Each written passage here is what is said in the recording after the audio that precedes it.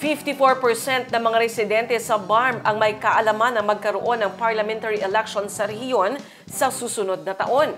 Ito ang sinabi ni COMELEC Chairman George Garcia base anya sa isang survey. Nanawagan ng COMELEC na tulungan silang ipaunawa ang proseso sa mga residente ng BARM, lalo na sa pagboto, paggamit ng voting machine.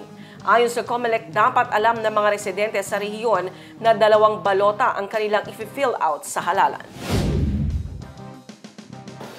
54% lang po base sa isang survey ang may kaalaman na magkakaroon ng eleksyon sa Bangsamoro sa mga kababayan natin dito.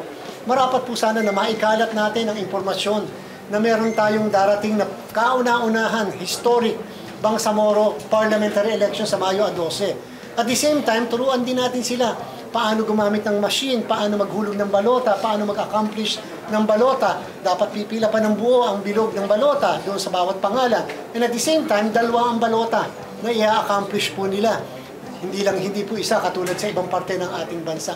Dapat po maikalat natin ang impormasyon na yan sapagkat sa aking pong palagay, baliwala ang isang halalan kung meron tayong madidisenfranchise na mga kababayan.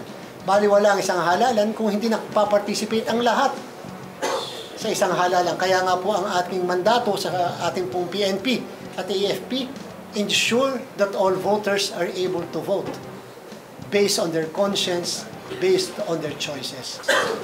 Siguro kombinasyon na yun ang hindi alam at saka kawalan din ng interest. Pero hindi pa naman natin masasabing walang interest dahil wala pang filing ng candidacy noong sinurvey at kinuha yung impormasyon na yun ng isang grupo.